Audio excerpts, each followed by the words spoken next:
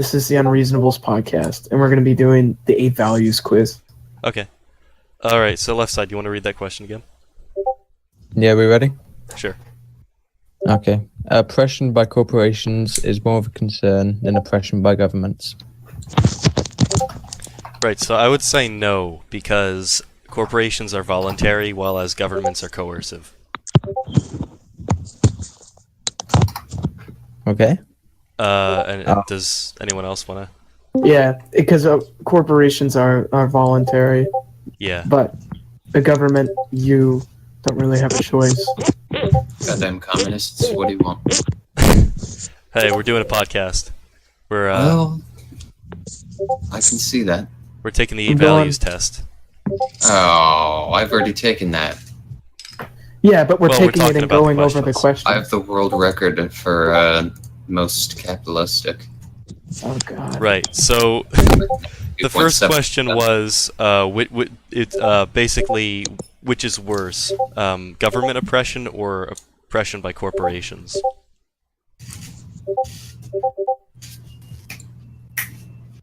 I'm guessing Unwound is going to say government oppression. Yeah.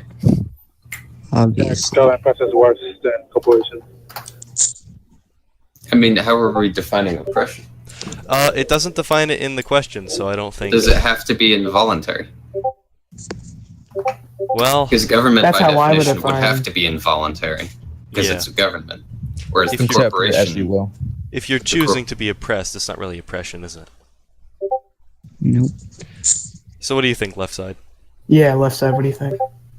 I'm kind of neutral on it. I think both. Given that we live in a capitalistic society where corporations are pretty big dog anyway, I think both can be equally bad. But it obviously depends a lot on the individual context. Alright, Yeah, ready for question 2? sure. Yeah. Yep. Okay. So question 2 is: it is necessary for the government to intervene in the economy to protect customers. Very rarely. Agree. Not too often. I would say slightly disagree, or whatever the below neutral button is, because Just disagree. yeah, because like normally you wouldn't, but if it's something like food, like I can see a reason for the FDA existing, because I don't look at the ingredients of all of my food, and if they want to serve me rat poison, I probably won't know until I'm sick, because I ate rat poison. Not that We do- corporations would do that necessarily, because no one would buy I'll be from right them, back. but- Right, we do live in the information age, so if a company did something like that, they would be committing suicide as a company. Pretty much. Because you know Well, how much money a news media would make from exposing a company for that sort of thing? So I think we already have a watchdog, and the government isn't necessary there. I kind of interpret it in the way of I kind of think it's discussing in a sense nationalization of things, because if you think of for example, universal healthcare, someone that's pro universal healthcare would interpret that as the government protecting consumers from extortionate pharmaceutical prices, for example, or medical costs. So I would lean on agree, personally. But again, it's heavily dependent on the context. But generally, I would agree. All right. Okay, next I question. don't think you guys need me here. Okay, so next thing is the free of the market, the free of the people. Yeah, I would say yes, because So what are people's thoughts? what? The free of the markets, the free of the people. So that's number Oh, okay, just in time. Okay. Agree. Can everyone hear me all right? Yep. Okay, Yeah. I'm just making Yeah. sure, right. So yeah, I would say definitely yes, because if a government does not, if a government doesn't value the free market, then the people are probably not free, because we've seen in every instance of history, when there's a socialist regime, it's also probably authoritarian. So it's like, people also need money to do things, right? And if you limit what they can do in the free market, then you're also limiting other freedoms. On the authoritarian socialist point, when you say I agree, it does tend to be authoritarian, but necessarily because not as in I ideologically agree with authoritarian socialism, but for a socialist state to survive, it has to be authoritarian because the rest of the world is capitalistic. Well, So in that sense, I would agree with the freedom market, the freedom of people, but generally, I would disagree because if you have completely unregulated capitalism, then you obviously generate problems. Are you implying that if all countries were socialistic, it would work? Well, it wouldn't be as authoritarian. I'm not necessarily saying it would. That's a debate for another day. You seem to be correlating authoritarianism with militarism, though, because not. If a socialist government is to survive, it would have to be militaristic, but it doesn't necessarily have to be authoritarian. Like, it can allow its people to do all manners of things without being. On one toast just left. Okay. I'll That's message fine. him after they went. Well, this has been a roaring success so far, hasn't it? Yep. So yeah, that's kind of my take. Okay. I look at it and okay. So next question. Sure. Okay. So number It's 4 better- is it is Yeah. okay. Go on. Go ahead. Okay. It is better to maintain a balanced budget than to ensure welfare for all citizens. Agree. Yeah, well, it depends on what you'd mean by welfare, but I would agree because very bad things happen when you don't maintain a balanced budget. For instance, a lot of economists are predicting that if the U.S. Debt goes above 100% of its yearly GDP, then we're going to see a complete collapse of the dollar. And in that case, not only the poor will lose from that, but everyone will sort of decrease their Well, quality our of debt life. is over our GDP, isn't it? Our debt is not yet 100% of our yearly GDP. Well, hold on. Our GDP. Got to be close. I mean, Our GD. Okay, hold on one second. U.S. GDP. Our GDP. Oh yeah, we're definitely over. Really? Are hold you on. looking at GDP per capita or No, like no, gross GDP. GDP? Gross GDP is 18.57 trillion. Granted, I don't know what year this is. 2016. And the debt is like 22 trillion or something like that. I think it's 20 trillion, but I don't know. I forget the actual percent. It was like 110 or 120. It was my mistake to say that it was 100%. But the point is that once it gets up to a certain point, which it's rapidly heading towards, we're going to see rapid inflation, and if it goes far enough, the collapse of the dollar. And that's not that's not just bad for America. That's bad for the entire world because the dollar is a sort of world currency. But anyway, so yeah. And as for welfare, it's like,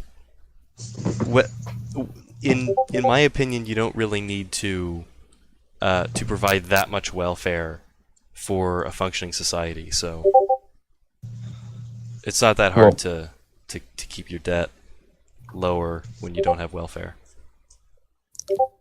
I kind of think that maintaining a balanced budget and ensuring welfare for citizens are kind of one and the same thing, because if you look after your citizens, you will reap the rewards economically. Generally, I'm not necessarily talking about state health and stuff, but In the long run, though, if the debt gets too high, the situation will be worse.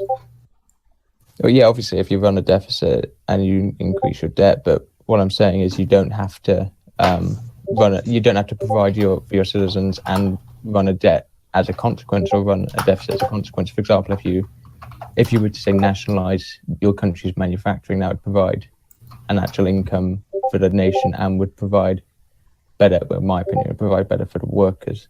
So also you can still provide things like state health through taxation, which could still leave you with a surplus, depending on how efficiently the government decides to do it. Well, if you nationalize the industries, you're basically in a socialist state at that point. Yeah, Like in a I guess. the manufacturing industries. But I think it's the point is Maybe is that was more, a poor example. Yeah. huh? Well, okay. The manufacturing may have been a poor example. Say water, nationalizing water. I don't know. I think most like utilities like that are they're not nationalized, but they're not owned by corporations either. They're like owned by the state governments in some cases, mostly in Joanne? cities though. I didn't know about the US, Joan? but Who's Joan Joan of the Narc? Narc? Joan the Narc. I kind of just went on people and told everybody we're doing a podcast. Oh, okay, that's fine.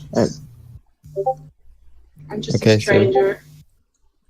All right, well, we're taking the 8 values test and You got talking it. about the questions. Okay. Cool. next question. Sure. Yeah. Okay, so number 5 is publicly funded research is more beneficial to the people than leaving it to the market. Of course not. I think that the market will always produce better quality research. Well, the thing here is that they're different. They're for different things, though, because in one case it's a company who is employing scientists to either like figure out a better way to make a product or figure out a way to make a new product that they know people would want to buy, or to like verify something that would which would ensure the company is within the regulations imposed by the state as far as safety and things like that go. But for publicly funded research, it's more for things that are in the interest of the state, like the military, etc. And then there's a third option, which would be research funded by universities, which is more of the theoretical stuff. But so I think it's different circumstances need different like types of research. So I think I'm probably neutral in that one.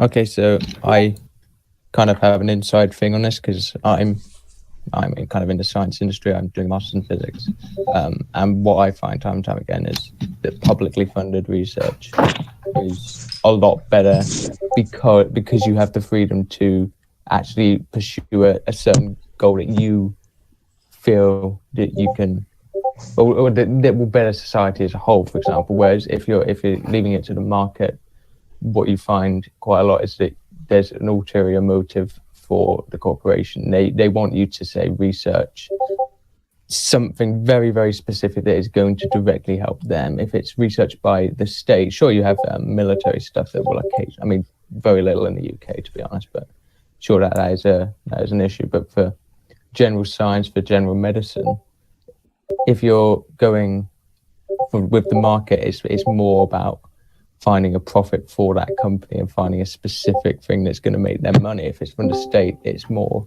for egalitarianism in the society as a whole. That's my experience anyway. I will be back in a few minutes, maybe later. I'll keep the podcast like running though. So Hey, how late am I? Not very late at all. Oh, awesome. Okay, we ready for the next question? Yep. Sure. Okay. So number 6 is international trade is beneficial. Well, yeah, duh. Agree. Yeah, everyone agree? Yep. Okay, next question. 7 is from each according to his ability to each according to his needs. Nope. Strongly disagree. That's Yep. not the question I got. Really? For 7? Wait, I got internet. Oh, for 7. Did you already go for international trade is beneficial? Y'all said agree? Yeah, we. Of course, Yeah. I agree. Yeah. Okay. This one is a strongly disagree on my mind. Yep. Are y'all taking the 8 values test? Yes. Yep. We're going through all the questions, yeah. I'll catch up real quick. So obviously this is a pretty socialistic, even Marxist viewpoint. I agree with it to a point, but there's obviously limits. Because if you're purely providing if you're providing needs, there's no room for expansion, for example. Yeah, I don't know what people think of that, but I would lean agree, but with Now, caution. the problem with from each according to his ability to each according to his needs is when everybody puts everything together and they all have very different objectives in life, right? Like, okay, if you're married, you're gonna live in a socialist household, right? You're gonna share your money, you're gonna share your bank accounts, to each according to his ability, from each according to his ability to each according to his needs, right? But when the whole society tries to do this, and they all, each person has very different objectives, unlike, a married couple, it tends to fail. Well, I think the whole point of the saying is coming back to things like socialistic policies like nationalization and collectivism and egalitarianism, which have been shown to work in limited circumstances in social democratic countries, but not necessarily universally. So that's why I was saying I would lean agree, but think that it doesn't always work. Sure. Jerry?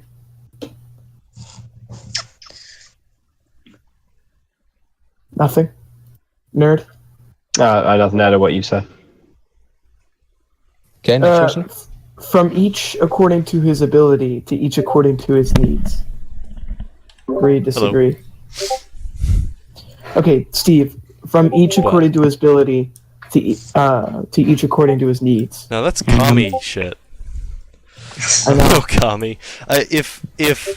If I want to work hard enough to make more money than I need to live, or less than I need to live, then that's my decision, and that's an individual choice, right? So I shouldn't be reliant on how other people need to live their life, and they shouldn't be reliant on how I need to live my life. So I think we should take a more individualistic approach to the economy.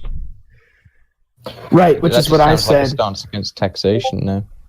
I mean, Does it? Isn't taxation? Well, it kind of does. You're saying that you shouldn't need to worry about what other people want to do. If you want to be more individualistic, then why should are you saying that we have a stance against taxation, as if that's horrible? No, it's just not necessarily against all taxation. That's just kind of how it sounded. I'm not against taxation for like roads and firehouses and the military and things that couldn't be filled by the private sector.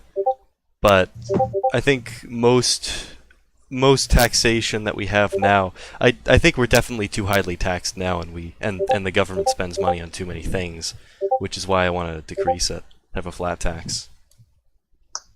So I mean that's the most individualist approach to taxation that I can think of, having a flat tax. Okay, should we go to question 8? Sure. Sure. Yep. Okay. It would be best. So, does anyone want to add anything before we go on? No, I think we're good. Okay. So 8 is it would be best if social programs were abolished in favor of private charity. Yeah, that would be best, I think, but is it going to happen? I don't know. I mean, could charity fill that gap? Probably not. So I think the extent of welfare should be, if you are unable to work, then you should be given welfare. Like if you don't have an arm and a leg and you're mentally retarded and you're blind or something like that, then you shouldn't have to find a job. But if you have the ability to work and you refuse the opportunity, then you should not be given any government help. I think the line becomes very blurred between simply not wanting to work. So I think there are very few people that just do not want to work. I think that the figure is always but why not? So well, it may be that way in your country, but here in America we have entire ghettos full of people who are just on welfare. I mean, we have something in America where if you have more children, you get more welfare. So essentially, this is most prevalent in the black community, and it's one of the problems with the poverty in the black community. But essentially, what happens is women have sex out of wedlock and have multiple children and just have children upon children to get more money so they don't have to work. And that's pretty sad, but it's the truth in our country, so. Well, that's what's said in our country, but it's sure, it can happen, but I think the scale is always exaggerated. I think that even if they are doing that, if you're depriving them of finances, you're not supplying that family and those children with a means to actually live and to progress in life. Well, I'm not saying it should be like a sheer cutoff point, but we should definitely have like reforms that go in the direction of what I'm proposing. We should have increased educational standards in these communities, because one of the problems there is that they're not getting enough education to find adequate jobs. But I think there need to be reforms so that we eventually end up at a place where we have very few people on welfare. So I agree with the educational thing, and I agree with that we should end up with a place where fewer and fewer people on welfare. But I think we need to.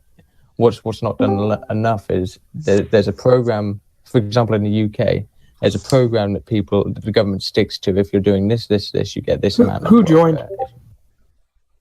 The Me 63. Okay. Okay. Is the server muted? I don't know. Maybe. Maybe. Okay. Give me just a second. I'll unmute him. Okay.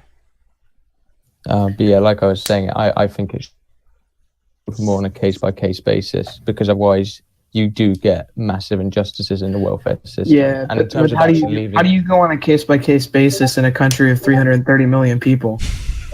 Well, the thing is, it's all spread out, isn't it? For example, in the UK, for example, we've got about, I think it's something like 72 million people, and what happens is the government puts forward a program where the people that enforce welfare have to stick to it. There's no sort of leeway based on the case, which I think is a massive injustice. It doesn't necessarily have to be on an absolute case-by-case basis, but in extraordinary circumstances, I think we should have certainly more leeway and consideration. And in terms of actual getting private charity into it more, I don't think that's viable at all, because you can't leave it to society's good heart to provide of their own accord and of their own volition actual finances to provide for people that are less fortunate, because why should they?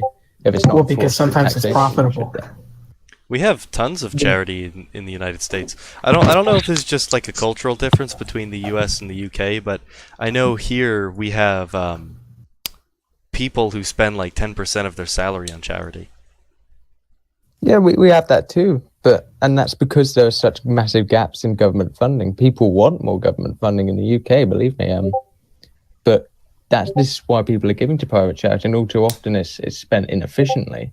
For example, I think just the top salary of one of the guys working at Oxfam, the chief executive, is seven figures, and people that are donating to that charity are paying for that guy's salary rather than actually going to the cause. So for in that case, actual funding for private charity can be less efficient as well as not generating the suitable sort of facilities to help people out of poverty and such. That sounds like a corrupt charity.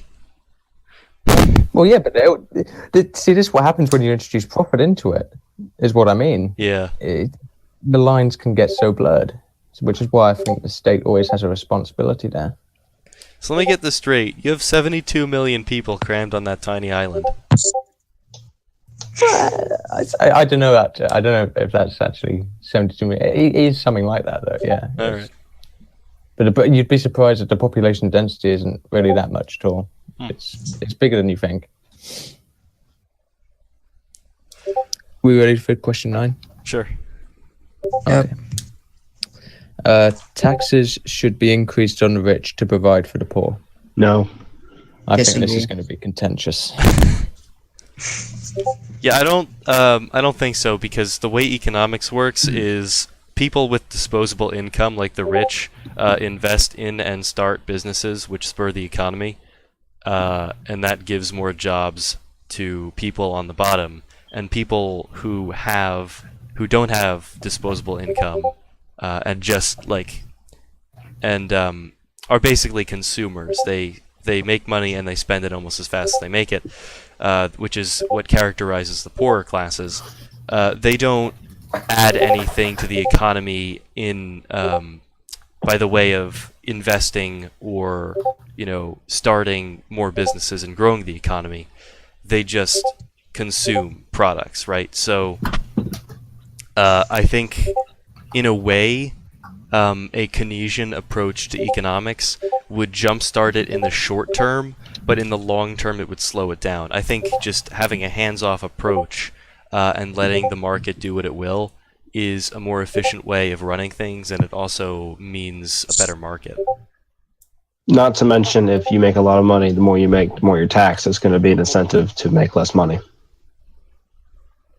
I would kind of disagree with that, because if you say if you're not taxing the 99% as much, for example, or 90% or whatever, and then you're pinning extra percentage thresholds on the real top earners, then they are still, the incentive is still there. They are still going to be making a lot more money than everyone else. The difference comes in that if the people at the bottom of society's kind of income ladder, if they're not having to spend as much on taxes and they're getting the services such as healthcare, such as good policing in their communities, they are going to be they're going to have more expendable income in the long run. So it will kind of work two ways. So the very rich that are going to be spending more on taxes are going to get that back, in that people at the bottom are going to have more expendable income because they have less tax and better services. Well, what about people at the top of the middle class who might be able to enter the 1% or upper class? And if they see that their taxes are going to go up, then they're probably going to be incentivized to stop growing. Well, that's when you've really got to consider what the tax bracket should be. That's the problem with this kind of question is no one's really been specific about what rate to tax the rich at that would cause like a growth for the underclass and a middle class. Yeah, I agree. I think that line needs to be kind of filled. If we're to do anything, I think it's something that needs to be addressed. Definitely. Anyone else got anything to add? Or shall I go to question 10? Is GRA here? Yep.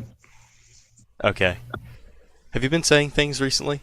Or have you been, like, adding to the conversation? Somewhat. Not really. Okay, I just don't remember hearing you talk. I left a few times. Do you have anything to say on this question? Well, I disagree with the statement.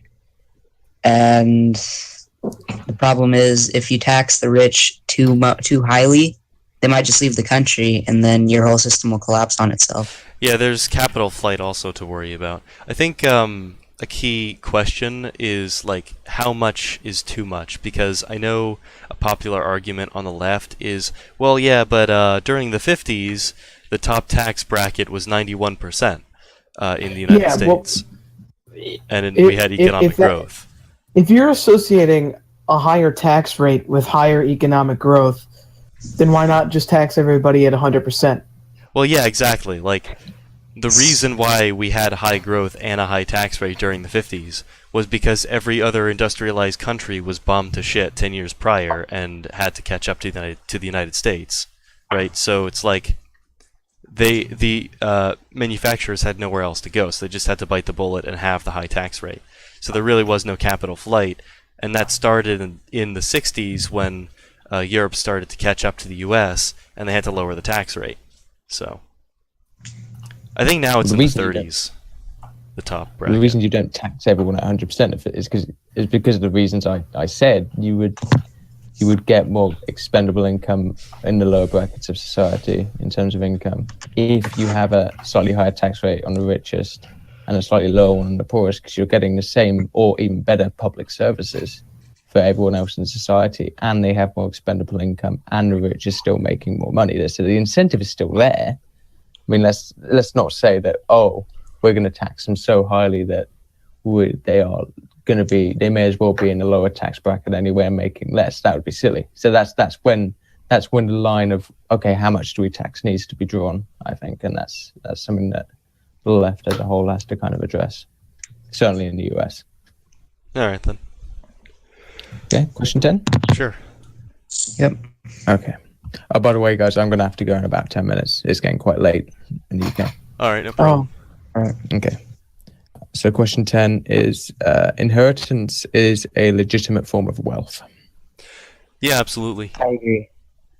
I don't see what. I've never heard a case why it shouldn't be a legitimate form of wealth. Like I know some people think it shouldn't be, but I've never heard a convincing argument about why it shouldn't be.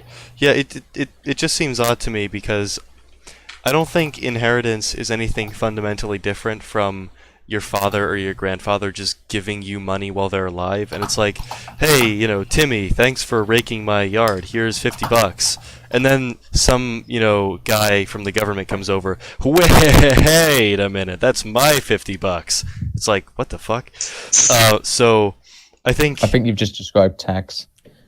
Well, yeah, but if someone is giving someone else money as a gift, it's not subject to taxation. So that's why you think it's right. Is a legitimate. So that's okay. That's why I think it's, you know, a legitimate form of wealth.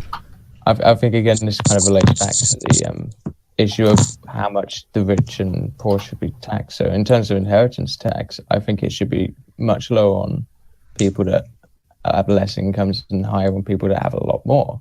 Because if you're born into wealth and you can inherit all of that, compared to if you're born into poverty, you have nothing. So it's just straight from the start of your life, you're at a disadvantage to someone in the same country, for example, at a massive disadvantage. And so in a country as civilized as the UK or the United States, I don't think that should be allowed. You can inherit stuff. You absolutely should be allowed to inherit stuff. But the percentage of taxation that should be taken off that should be heavily dependent on like the income bracket that the family is in. Well, Wait, but go ahead. why even tax inheritance? All right, I'll be back Yeah. later. All right. I'm gonna keep the camera going though, not the camera, the screen cap thing. Taxation on inheritance, as I say, it would slightly lower the inequality and would provide government funding for vital public services or to stimulate the economy or whatever investment, rather than just having these massive bridges between people as they are born, which would be completely unfair. Next question. Yeah. Sure. So question 11 is public utilities like roads and electricity should be publicly owned. So this is kind of nationalization. Right. Correct me if I'm wrong. Aren't they already publicly owned? Aren't roads publicly owned? Yes. Yeah. Okay. I don't know about the US, but in the UK they are. Okay. I think they're in the US too. So I strongly agree with that statement. I agree. Yeah, we all pay Everyone taxes. We all pay taxes into that, and we all use it. So I think it's all ours. Okay, next question. So number 12 is excessive government intervention is a threat to the economy. Agree. Well, what's the definition of excessive here?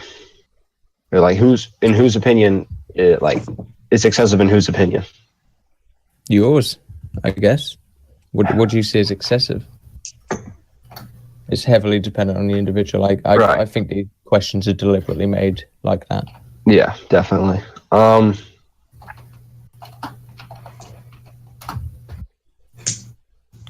So I think obviously that becomes. I think everyone would probably agree with this, but I think we would just disagree as to the point where it becomes excessive. Exactly. Yeah. So should we just move on? Yeah, I'll just hit agree and move on. Yeah.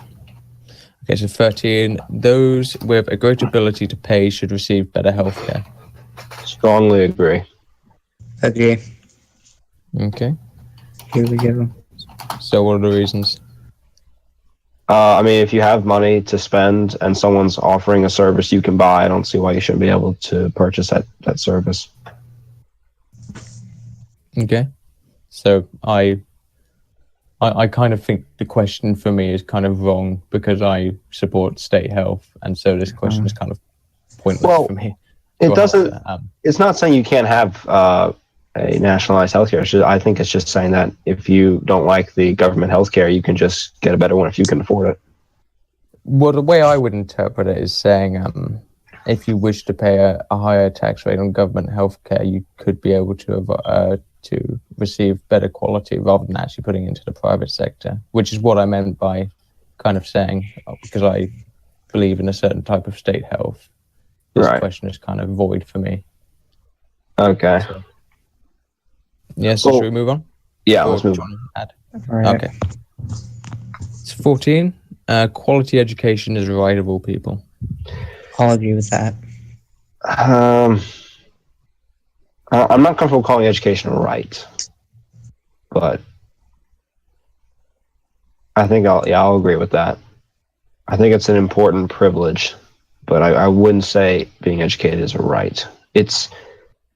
I think it's a slippery slope to start labeling things rights that aren't in the Bill of Rights, and I don't think education is listed as one of the God-given rights in the Bill of Rights. But I'll agree with this statement.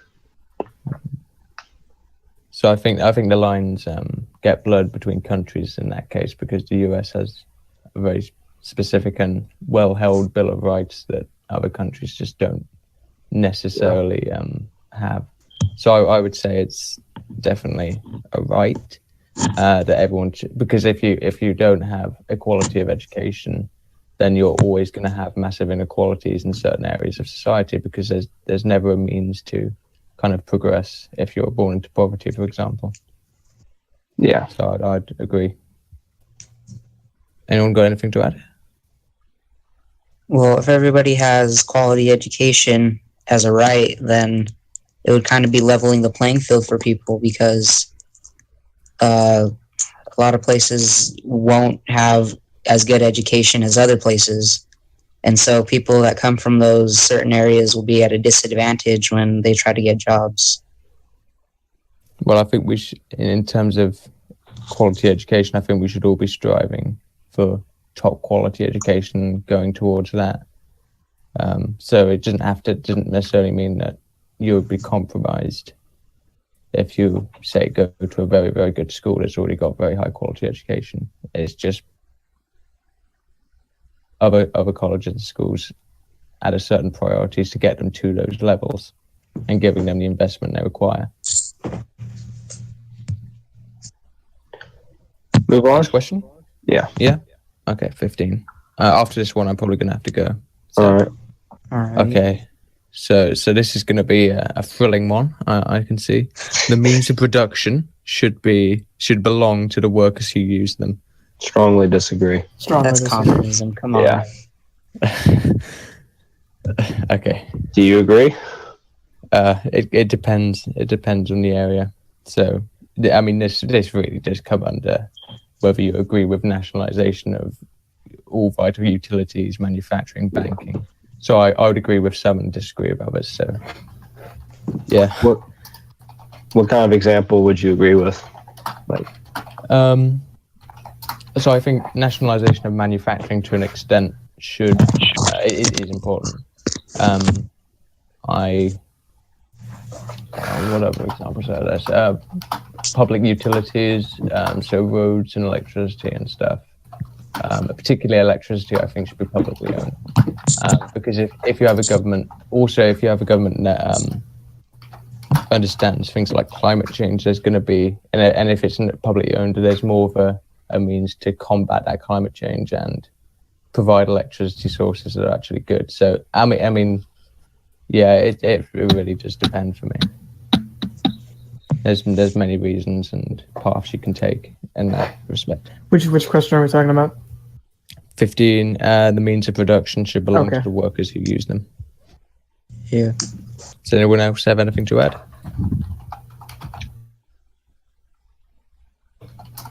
the employer should control the employees, not the other way around. Well, I mean, in if you agree with this, with the means of production thing, then inherently you don't have an employer. The employees would manage themselves. Right, and I feel like that's a problem. I think you need to have someone overseeing a group of people when they're performing a service, just to hold them accountable. Okay. I'm gonna have to go now, guys. All right. So if someone else wants to carry this on. See ya. All right. Bye, guys. Next So now question. that this is just an echo chamber, Question 16. Yep. The United Nations should be abolished. Disagree. if I it will gets also too disagree. far, I don't think it's gotten too far yet. Well, I don't see how. I mean, the United Nations is pretty much a paper tiger. Even if it goes too far, is it really going to go too far? Because I've never seen them enforce anything they've ever said. They could go too far. That's the thing. Well, like how? They could like make a military. They could, I don't know, sort of enforce law on other countries. I don't see that ever happening because you've got so many different nations with so many different priorities in that group that I don't think the UN could ever act as one organization. I think that's the biggest problem with it is you've got too many agendas within the body for it to do much of anything.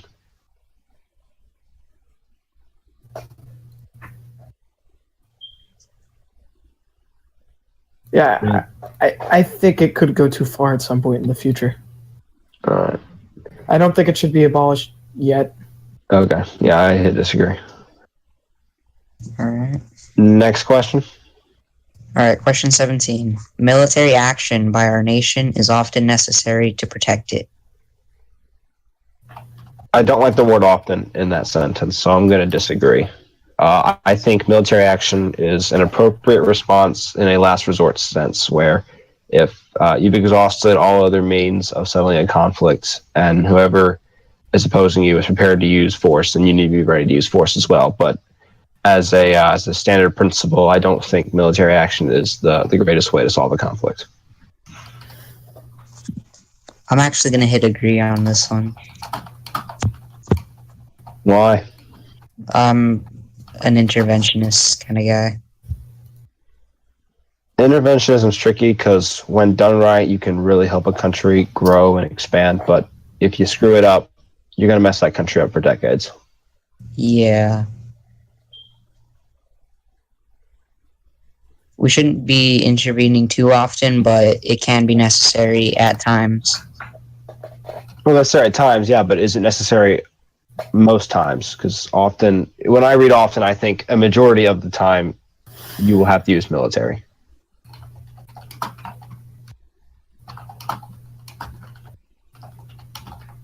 Is Steve here?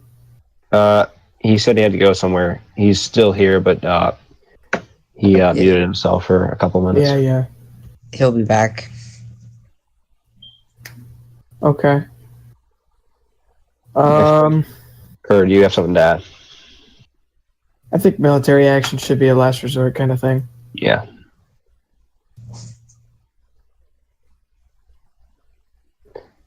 Next question. All right. Yeah, next question. Question 18. I support regional unions such as the European strongly disagree. Union. Same here. Regional unions, when governed by a clear-thinking, logical group, is not a bad thing in my opinion. The European Union started off as a very good thing, I think, and over time, the left wing has compromised it to the point where it's now destructive for nations to be in it. But as a whole, I would agree. I support regional unions. I just think it's a better way to organize a continent, as we saw with Europe until recently, and it's a better way of maintaining order. No, because it's a political union. Right, but like if you have a group of nations in a political union for a common goal, I think that's a good thing compared to But one it's nation. not a common goal anymore. That's why I'm saying the European Union started off as a good institution. Well, it started off as a free trade union, and I'm all for free trade. But not the European Union, which now makes policy decisions. Yeah. Well, I wouldn't even be guessing that makes policy decision. It's just the European Union's policy decisions are not beneficial for the Union itself, and that's why I think it should be abolished. But as a whole, I don't have a problem with political unions. If the United States entered a political union with several other countries, I wouldn't have a problem with it unless I felt like the union itself was going to do more harm than good to the United States.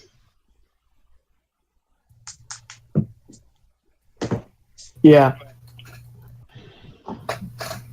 Okay. This is kind of an issue here because now that left side is left, we're all on the right. So this is just. I'm a centrist, so I'm center right, but not by much. On the whole, though, it's pretty much an echo chamber. Yeah. Should I just act like a liberal? Nah. Let's just go to the next question. We'll find something we disagree about. All right, question 19. It is important to maintain our national sovereignty. Strongly agree. Strongly agree. I don't even think left side would disagree with that statement. Yeah. The Who would United disagree World Government with that would be statement? beneficial to mankind. No. Disagree. Oh no. That would be horrible, in my opinion. Yeah, that would be terrible. Strongly disagree. Even if I felt that it was a government that was noble and was trying to do the right thing and not just trying to screw over the countries that make up the planet, I'm sure they would make some decisions that would only benefit half the globe and disadvantage the other half. And Exactly. I prefer to not be on the disadvantaged half. Yeah, and most of the world pretty much hates America, so. Yeah. Next question. Question 21. It is more important to retain peaceful relations than to further our strength. I believe in peace through strength, not strength through peace. Well, I don't understand why you can't do both of these things at the same time. Why can't you try and keep... Well, that's what I mean by peace through strength. It's Well- not saying you can't do both. It's just asking which one is more important. Well, I say they're equally important. Exactly. Because I guess I'm going to have to hit neutral on that one because I don't agree or disagree with that statement. We do not need to, or wars do not need to be justified to other countries. Disagree. There should be a justification. What country? What country are we justifying our war to? It says that it's just a general question. Question number 22. Wars do not need to be justified to other countries. Right, but when you say other countries, do you mean other countries on our side or of the countries that we are attacking? It's asking if we initiate a war. It's saying it doesn't need to be justified. I disagree. Yeah, I think There we has don't to be have a a reason. reason for attacking somebody else. Yeah. If there's no reason, you pretty much just Nazi Germany, like world domination, stuff like that. All right, next question. Military spending is a waste of money. Strongly disagree. Strongly disagree. I think military spending is one of the few areas of government where I really would support any kind of budget. Like, I don't care how big it is. Military and education are the two parts of government that I really don't care how big it gets. I'm fine with it. Yeah.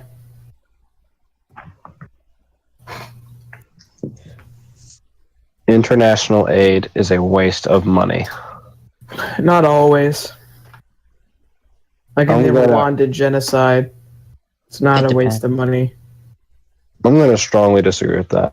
I think international aid, sometimes it isn't the most effective way of resolving a conflict, but it does show leadership on part of a nation who's partaking in that aid. And I think it's important to, especially the United States, to lead the other countries in the Western world through international aid or international economic attacks, per se, like an embargo or something like that. Okay. My nation is great. I'm going to go with strongly agree. I think America is pretty much the greatest single civilization to ever exist. Yeah. And I think that we were built on Judeo-Christian values that have made this country great. And I think we exercise a lot of freedom that the rest of the world doesn't really have. Okay, next question. Research should be conducted on an international scale sometimes. Like for space research, like if we're going to space, I could see us working with like the UK or China or Russia, some other country that for a joint space project, right? But that's not to say that we should conduct international research to make a tank or some other sort of military invention.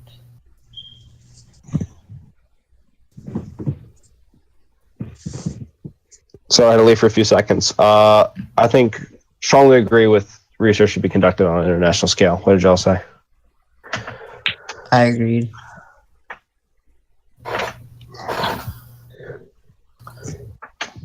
All right. Accountable to the international community. Strongly agree. Agree, not always. If the international community is doing something that we may not necessarily agree with, I guess we could defy them, as long as we're not like just doing another Middle East, I guess. Well, I think I was barely alive when the Middle East, when all that came down. I was only like 5 or 6 years old. According to what I've read, a lot of the governments backed what the United States was doing. So, I mean, sometimes if you have the global support, it still may not be a good thing. Yeah, I don't deny that. All right, next question. Even when protesting an authoritarian government, violence... No. Not. I'll disagree. It depends on the situation. Yeah. I'm actually going to strongly agree with that statement. The way you bring out change is not by fighting. If the United States history has taught us anything, it is that Hi. you want to get. Yeah. So no. If United States history has taught us anything, it's the opposite of what you just said. We fought for independence from Great Britain, an authoritarian government. We didn't peacefully protest. Yeah, we didn't peacefully protest. We tried peacefully protesting. They arrested us. In Boston.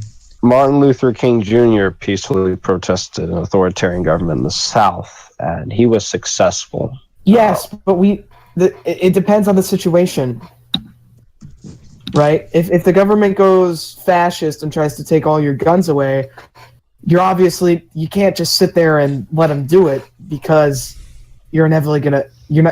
if you let them do it, then you're not going to have any way of fighting back, right? So you have to fight back then and there. The first recourse is speech and trying to convince people with words. That's why they put the First Amendment first. The second recourse is using guns, which is why they put the Second Amendment second.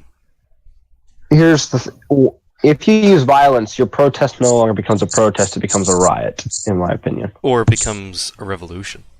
Yes, exactly. Sometimes it becomes a revolution. But it's not a protest. So that's why, by definition, if you use violence, you're no longer protesting. Which is why I strongly agree with that statement. No, that's not... Okay, hold on. What's the question, word for word? Hold on, let me go back space real quick.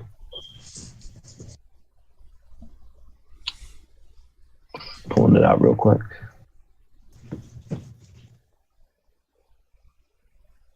Even when protesting an authoritarian government, violence is not acceptable. And if you're protesting, then you shouldn't use violence, because if you do use violence, you're no longer protesting. Yeah, I don't think that's what they're trying to say. I think when they say by protesting, what they mean is like standing up to them or fighting back. Right, but if you want to bring out change, if you just fight and fight and fight, usually that won't work, because the United States did fight Britain, they did win, but a lot of countries, every other one lost. Every other one lost? The United States is the only country in history to successfully militaristically break away from the Great Britain.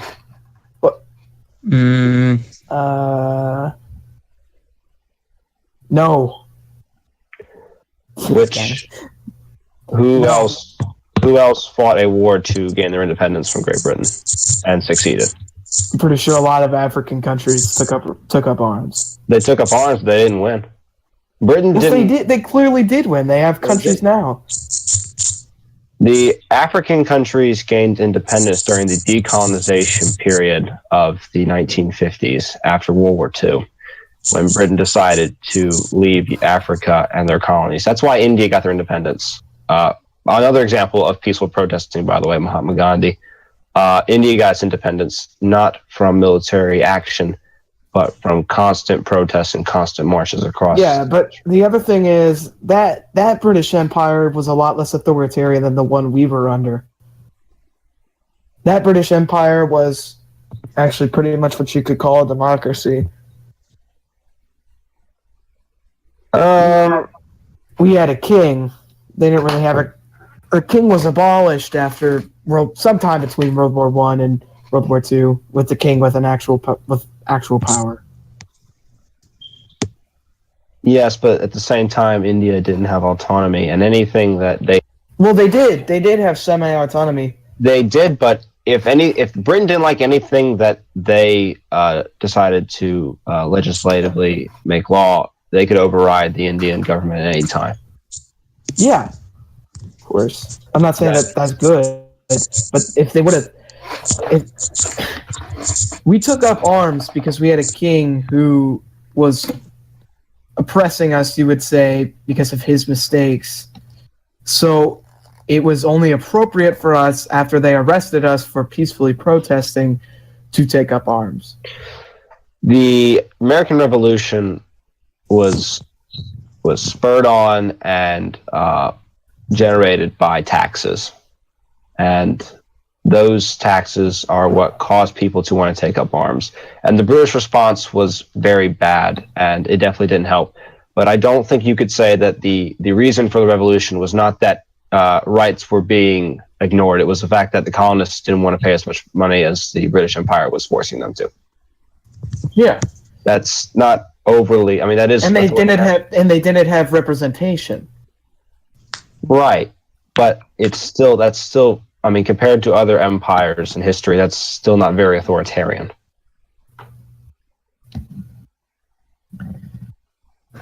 Of course, well, I guess it's not as authoritarian as other empires. That doesn't make it a reason to sometimes not take up arms. Right? Like, okay, so Nazi Germany, what they did was they basically said to everybody that they were going to put all the guns in a registry to deal with the crime.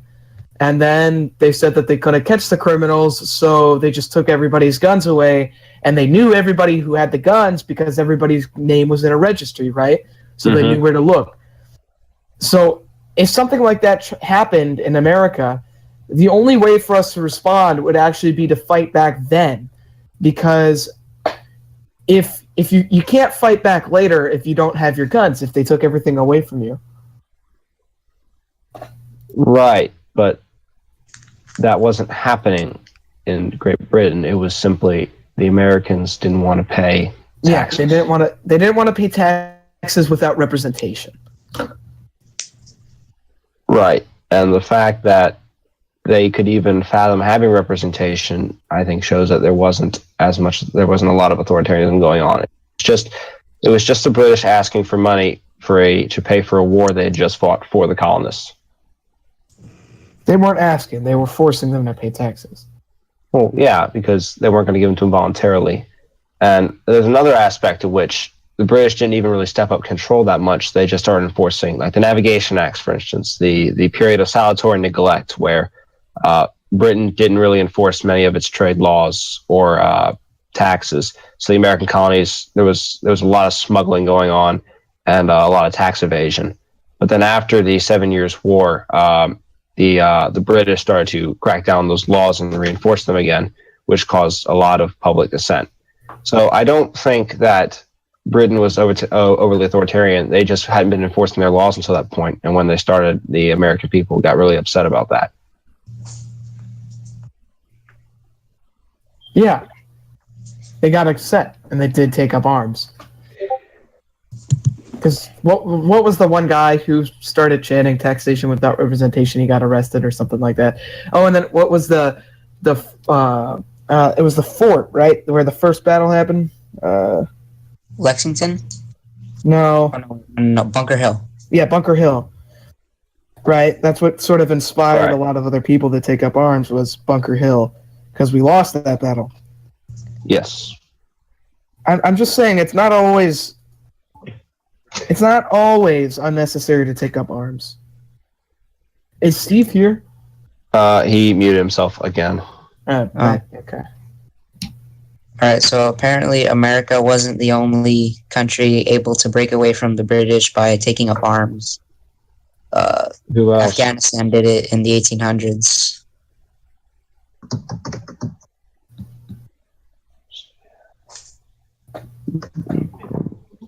I'm checking it real quick.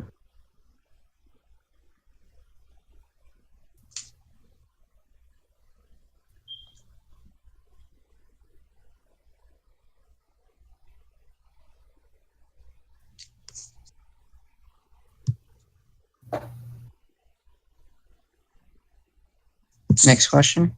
Well, that's kind of true what you said, but the British were still given control of Afghanistan's foreign affairs. It wasn't a full autonomy the way the United States got after the Independence War. Let's go on to the next question. Next question. Okay.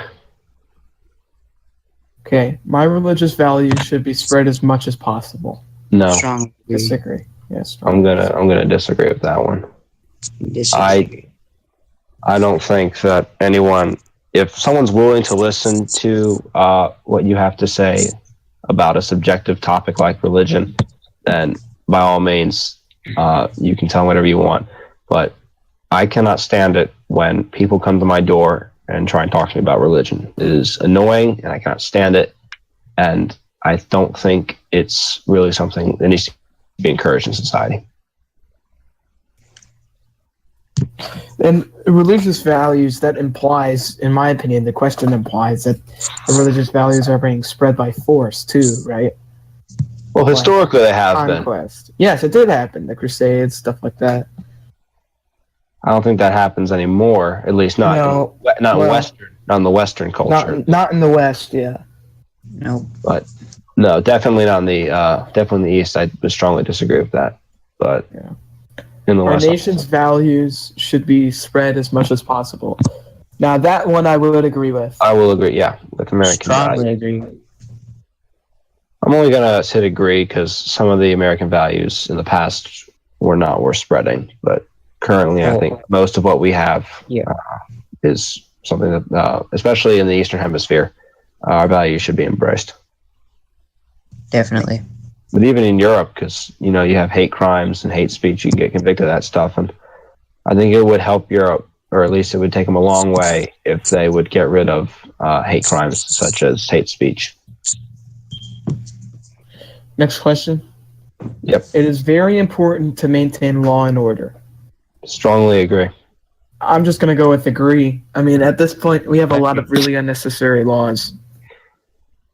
Other than laws that regulate certain substances like marijuana, I think most laws that are in place in this country need to be in place and have real... Like seatbelt laws? Yeah, absolutely. That's very important. Seatbelts save lives, and you need to incentivize people to wear them. Yeah, people should have the right to be stupid, though. They should or should not. They should. They have the right to be stupid at their own expense. Yeah. At the point where they're threatening their own lives. Yeah. But not at an expense to others. Yeah, and kids should have to wear seatbelt laws. People under 18 should have to wear seatbelts. I just think it's really irresponsible if you have an adult driving children around. That adult doesn't feel like they get in a car accident and the kid survived and the adult is dead because he or she didn't feel like wearing a seatbelt.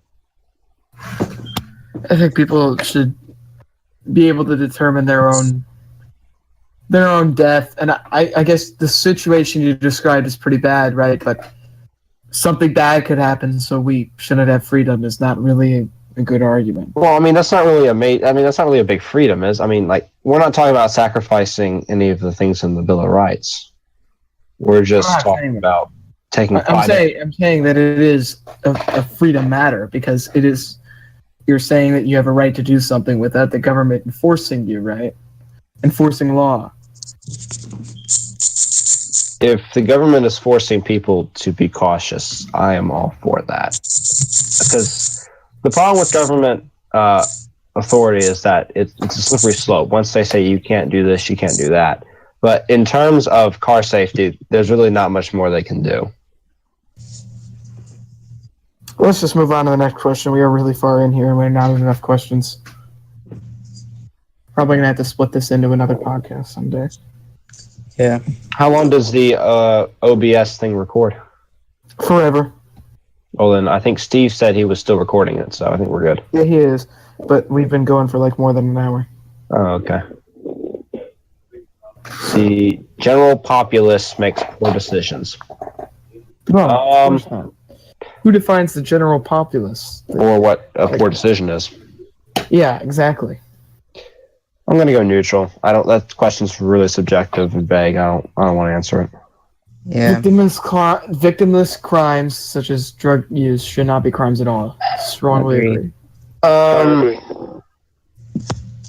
Strongly agree. Is no victim, no crime. I guess this goes back to the seatbelt issue of some things need to be enforced for your own good. And I think, but who determines what your own good is, right? Who determines what common sense is? I think your own good is something that will act in your best.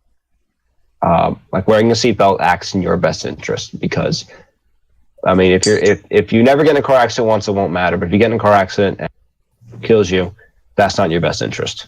It is in your best interest to be wearing a seatbelt if you get in an accident. Yeah, but why should the government be looking out for your best interest?